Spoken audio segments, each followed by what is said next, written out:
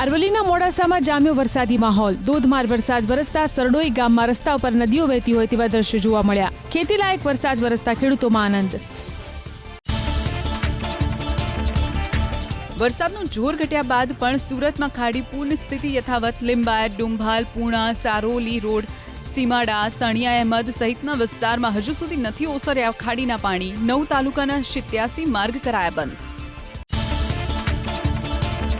કીમ નદીના પાણી ફરી વળ્યા। સુરતના અનેક ગામમાં માંગરોળ અને ઓલપાડ તાલુકામાં જળબંબાકાર। કુસંબા નજીક કુંવારદા ગામની અનેક સોસાયટીઓમાં ભરાયા પાણી। ઘૂંટણસમાં પાણી ભરાતા લોકોને હાલાકી।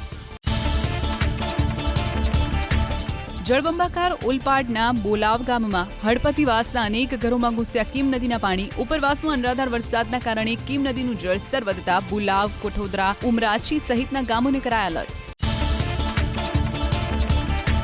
150થી વધુ ઘરો પાણીમાં ગરકાવ થયા। કઠોદરાની શિવસાઈ રેસિડેન્સીમાં કીમ નદીના પાણી ઘૂસ્યા। કઠોદરાની અનેક સોસાયટીમાં ઘરોમાં ભરાય છે આશરે 5 ફૂટ જેટલા પાણી। સ્થાનિકો ઘરના પ્રથમ માળે અથવા ધાબા પર રહેવા માટે મજબૂર।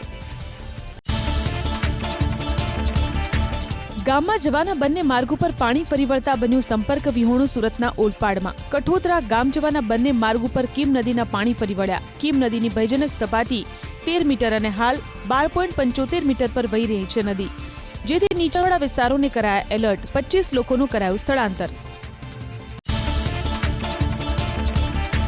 ઉપરવાસમાં વરસાદે પૂરો ખાતા નવસારી જિલ્લામાં નદીઓના જળસ્તરમાં ઘટાડો। પૂર્ણા, અંબિકા અને કાવેરી નદીનું જળસ્તર ઘટતા પ્રશાસને લીધો રાહતનો શ્વાસ। કેલિયા ડેમ એલર્ટ લેવલ પર પહોંચતા ચીખલી અને ગણદેવી તાલુકાના 12થી વધુ ગામોને કરાયા એલર્ટ। તાપીના સોનગઢની મીંઢોળા નદીમાં પાણી આવતા ડોસાવાડા ડેમ થયો ઓવરફ્લો। નીચાણવાળા વિસ્તારમાં આવેલા 12થી વધુ ગામને કરાયા એલર્ટ। ડેમ ઓવરફ્લો થતા વ્યારા, સોનગઢ અને વાલોડના ખેડૂતોમાં આનંદ। કીમ નદીના પાણી ફરી વળતા સ્ટેટ હાઈવે બંધ કરાયો। ભરૂચમાં હાસોટના સાહુલ ગામ નજીકનો માર્ગ બન્યો જળમગ્ન। રસ્તો વાહન વ્યવહાર માટે બંધ કરાતા વાહન ચાલકો બન્યા પરેશાન। હાસોટ ગામના નદી કિનારે આવેલું સ્મશાન પણ પાણીમાં જળમગ્ન। ઉપરવાસમાં સારા વરસાદથી નર્મદાના કરજણ ડેમમાં પુષ્કળ પ્રમાણમાં નવા નીરની આવક।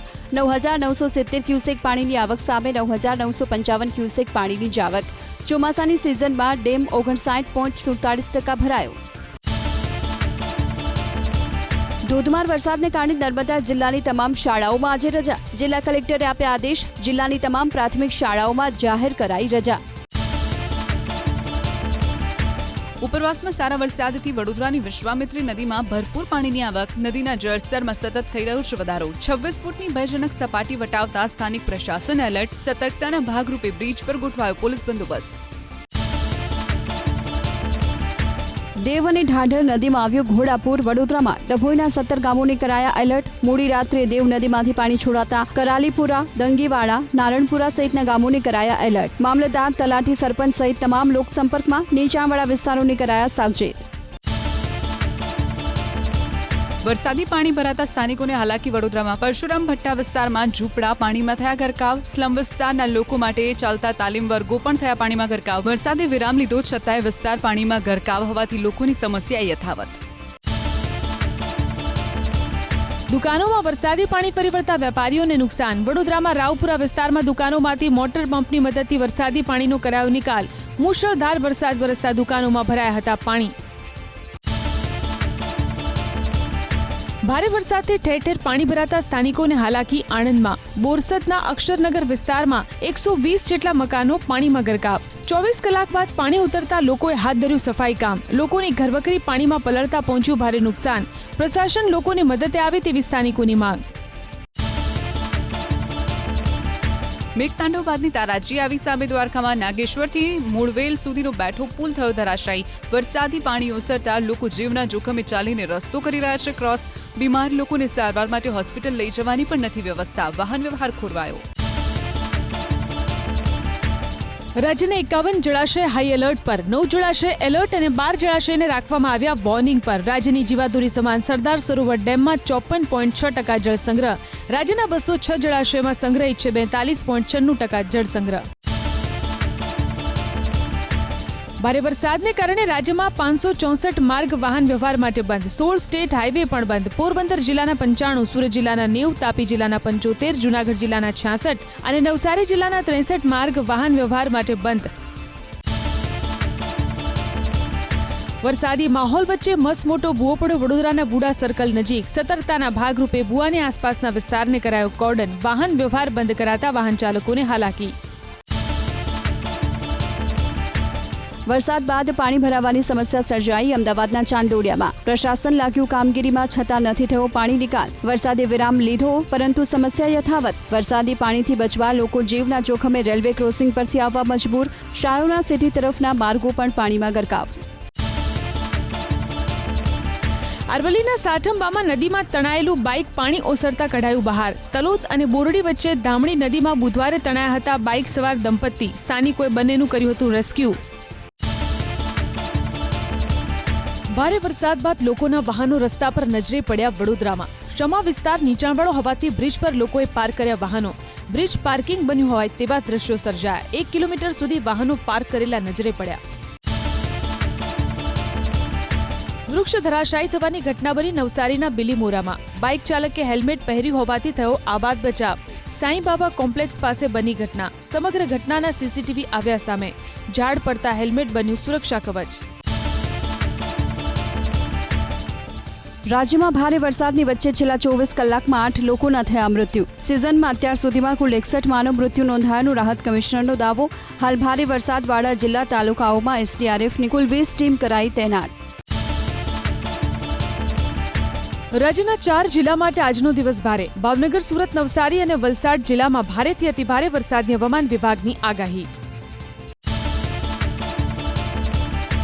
સારા વરસાદની રાહ જોતા ઉત્તર ગુજરાતના ખેડૂતો માટે રાહતના સમાચાર. આવતીકાલે સક્રિય થનાર સિસ્ટમને કારણે ઉત્તર ગુજરાતમાં ખાબકશે અનરાધાર વરસાદ.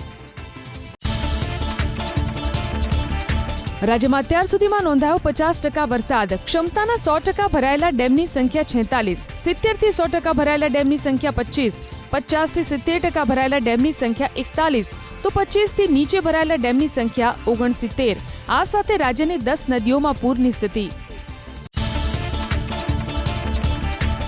ભારે વરસાદની આગાહીને પગલે રાજ્યમાં તૈનાત કરાઈ એનડીઆરએફની 14 ટીમ. વડોદરામાં 3, દેવભૂમિ દ્વારકામાં એનડીઆરએફની 2 ટીમ તૈનાત. તો નર્મદા, કચ્છ, વલસાડ, જૂનાગઢ, ભાવનગર, અમરેલી, સુરત, ગીર સોમનાથ અને પોરબંદરમાં 1-1 ટીમ સ્ટેન્ડ બાય. ભારે વરસાદથી પૂરની સ્થિતિમાં રાહત બચાવ કાર્ય માટે એનડીઆરએફની ટીમોને કરાઈ એલર્ટ. અમરેલીના વડિયામાં આવેલ સુરવો ડેમમાં પાણીની સતત આવક. ડેમની જળ સપાટી પહોંચી 13.51 ફૂટે. ઉપરવાસમાં તોરી, રામપુર, અર્જનસુખ, ખાનખીજડીયા ગામોમાં મુશળધાર વરસાદ પડતા પાણીની ભરપૂર આવક.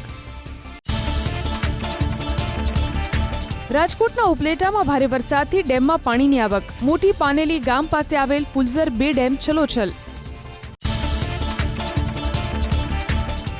દ્વારકાના પોસીત્રાના 3,500થી વધુ લોકો જળકેદમાં. રાજપરા પોસીત્રા વચ્ચેનો પુલ છેલ્લા 5 દિવસથી પાણીમાં ગરકાવ.